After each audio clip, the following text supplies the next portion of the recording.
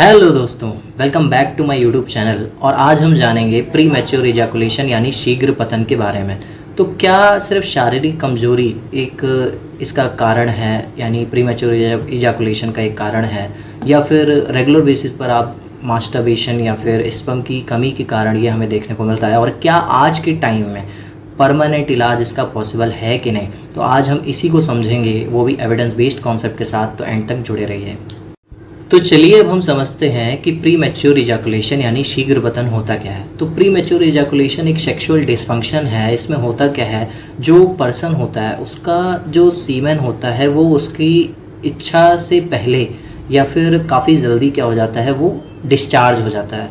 ये इससे होता क्या है, उस पर्सन में डिस्ट्रेस या फिर रिलेशनशिप प्रॉब्लम हमें देखने को मिल सकती है। तो चलिए अब हम समझते हैं कि प्रीमेच्योर इजैकुलेशन जो है वो उसके मेनली दो टाइप हमें देखने को मिलता है। एक है लाइफ लॉन्ग यानी प्राइमरी इजैकुलेशन और दूसरा है एक्वायर्ड। तो लाइफ लॉन्ग वाले में होता क्या है, आपको इसमें शुरू से ही प्रॉब्लम देखने को मिलती है। ये अधिकतर हर सेक्सुअल एक्टिविटी में आप में काफ़ी कॉमनली देखने को मिलेगा। लेकिन एक्वायर्ड वाले में क्या होता है, इसमें क्या होता है, सारी चीज़ें पहले नॉर्मल रहती हैं, लेकिन उसके बाद किसी फिजियोलॉजिकल एक्टिविटी की वजह से या फिर किसी मेडिकल रीज़न की वजह से आपके बॉडी में ये प्रॉब्लम देखने को मिल सकती है। तो चलिए अब हम समझते हैं कि इजैकुलेशन होता कैसे है। तो इजैकुलेशन जो है वो हमारे ब्रेन, स्पाइनल कॉर्ड, नर्व्स और हार्मोन की कोऑर्डिनेशन से हमें देखने को मिलता है। तो सेक्सुअल स्टिमुलेशन के बाद क्या होता है, ब्रेन हमारा क्या करता है, सिग्नल भेजता है जिससे कि मसल कॉन्ट्रैक्ट करती है और सीमन हमारा क्या करता है, बॉडी से बाहर निकलता है। अगर ये कंट्रोल टाइम से पहले एक्टिवेट हो जाए या फिर जल्दी एक्टिवेट हो जाए तो इसी को हम प्रीमैच्योर इजैकुलेशन बोल सकते हैं। तो चलिए अब हम समझते हैं कि क्या कॉजेज़ होते हैं आपका प्रीमैच्योर इजैकुलेशन के। तो यहाँ पर मेनली दो कॉज आपको देखने को मिलते हैं। एक होता है साइकोलॉजिकल कॉज और एक होता है बायोलॉजिकल कॉज। साइकोलॉजिकल कॉज जो होता है वो आपका परफॉर्मेंस एंजाइटी की वजह से देखने को मिल सकता है, स्ट्रेस की वजह से देखने को मिल सकता है, डिप्रेशन की वजह से देखने को मिल सकता है, रिलेशनशिप प्रॉब्लम, गिल्टी या फियर की वजह से हमें देखने को मिल सकता है। तो चलिए अब हम समझते हैं कुछ बायोलॉजिकल कॉजेज़ जिससे कि प्रीमैच्योर इजैकुलेशन हमें देखने को मिलता है। तो जब ब्रेन के कुछ हार्मोन होते हैं जैसे कि सेरोटोनिन, इसमें जब हमें इम्बैलेंस देखने को मिले या फिर कुछ अदर हार्मोन हमारे बॉडी में जब सही से कोऑर्डिनेट मूवमेंट नहीं करते हैं तो उस वजह से हमें ये प्रॉब्लम देखने को मिल सकती है। थायराइड डिसऑर्डर है आपको या फिर इरेक्टाइल डिसफंक्शन है, तो ये कुछ बायोलॉजिकल कॉजेज़ हैं जिससे कि हमें ये प्रॉब्लम देखने को मिल सकती है।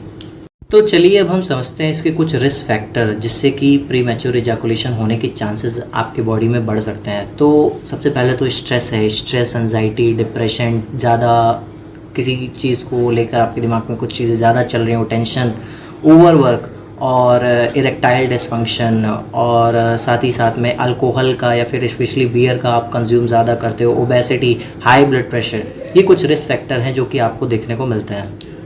तो चलिए अब हम समझते हैं कुछ सिम्टम्स जो कि हमें इस केस में देखने को मिलता है।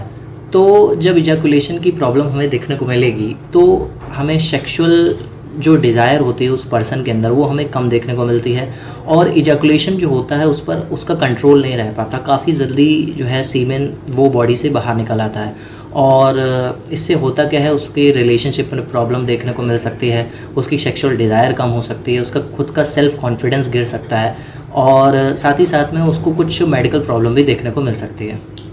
तो प्री मैच्योर इजैकुलेशन को डायग्नोस करने के लिए डॉक्टर आपका कुछ टेस्ट करवाते हैं, जैसे कि थायराइड टेस्ट हो गया, आपके हार्मोनल टेस्ट हो गए, और आपका मेंटल असेसमेंट करेंगे वो, और साथ ही साथ में आपका ब्लड शुगर लेवल या फिर यूरिन जैसी कुछ कॉमन टेस्ट हैं जो कि डॉक्टर आपसे करवाने को कह सकता है। तो चलिए अब हम समझते हैं कुछ लाइफस्टाइल टिप्स जिससे कि आपको इस प्रॉब्लम से बाहर निकलने में हेल्प मिल सकती है। तो सबसे पहले तो आप अपने स्ट्रेस लेवल को मैनेज करिए, रेगुलर एक्सरसाइज करिए, हेल्दी लाइफस्टाइल अपनाइए, स्लीप साइकिल को सुधारिए और अच्छा खाना पीना खाइए। साथ ही साथ में आप अल्कोहल को क्या करिए, बिल्कुल छोड़ दीजिए। अल्कोहल आप अब्यूज़ जितना ज़्यादा रहोगे उतना ही ज़्यादा आपको प्रॉब्लम देखने को मिलेगी, तो उसको आपको बिल्कुल छोड़ना पड़ेगा। तो ये कुछ लाइफस्टाइल टिप्स हैं जिससे कि आपको इससे बाहर निकलने में हेल्प मिल सकती है। तो चलिए अब हम समझते हैं कुछ बिहेवियरल टेक्निक जिससे कि आप इजैकुलेशन को पहले से बेटर तरीके से क्या करते हो, रोक सकते हो। तो पहला है स्क्वीज़ टेक्निक। इसमें क्या करते हो, आप ग्लांस के नीचे क्या करते हो, थोड़ा सा हल्का प्रेशर आप करते हो, जिससे कि जो सीमेन होता है वो कुछ टाइम के लिए वहाँ पर रुक जाता है।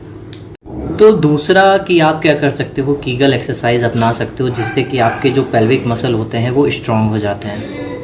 चलिए अब हम डिस्कस करते हैं कुछ होम्योपैथिक रेमेडीज़ जो कि प्री मैच्योर इजैकुलेशन के केस में काफ़ी अच्छे रिजल्ट्स देती है। तो सबसे पहली रेमेडी है हमारी सेलेनियम।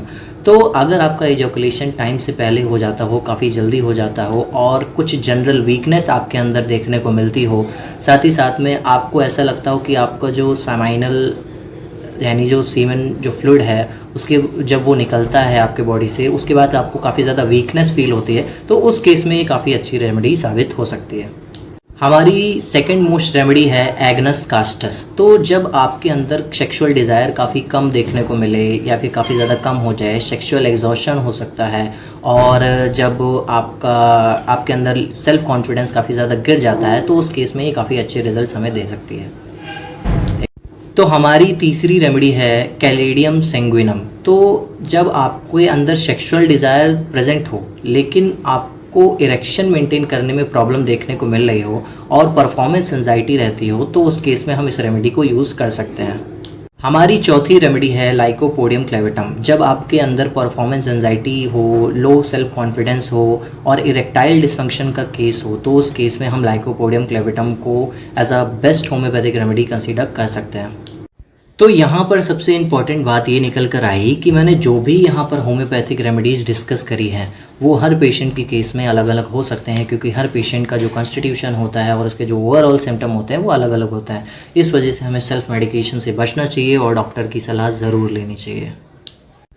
तो चलिए अब हम डिस्कस करते हैं कुछ प्री मैच्योर इजैकुलेशन से जुड़े हुए कुछ मिथ के बारे में। तो सबसे पहला मिथ है कि प्री मैच्योर इजैकुलेशन जो होता है वो उसका कारण सिर्फ कमज़ोरी है। तो ऐसा बिल्कुल नहीं है। उसके कई सारे फैक्टर्स हो सकते हैं, जैसे कि साइकोलॉजिकल फैक्टर है, न्यूरोलॉजिकल फैक्टर है, हार्मोनल इम्बैलेंस है और रिलेशनशिप रिलेटेड कई सारी फैक्टर्स हमें देखने को मिल सकते हैं। तो मिथ नंबर 2 ये है कि प्री मैच्योर इजैकुलेशन जो है वो मास्टरबेशन करने से हमेशा आ सकता है। तो साइंटिफिक एविडेंस या साइंटिफिक बेसिस पर अगर इसको हम देखें तो साइंस इस बात से बिल्कुल राज़ी नहीं है कि सिर्फ मास्टरबेशन करने से आपको प्रीमैच्योर इजैकुलेशन देखने को मिल सकता है। तो मिथ नंबर 3 हमें ये देखने को मिलता है कि आज के टाइम में प्रीमैच्योर इजैकुलेशन का कोई ट्रीटमेंट प्लान मौजूद नहीं है। तो ये बिल्कुल गलत है। कुछ बिहेवियरल टेक्निक्स और अच्छी डॉक्टर की गाइडेंस में कई सारे पेशेंट को यहाँ पर हमें बेनिफिट देखने को मिलता है।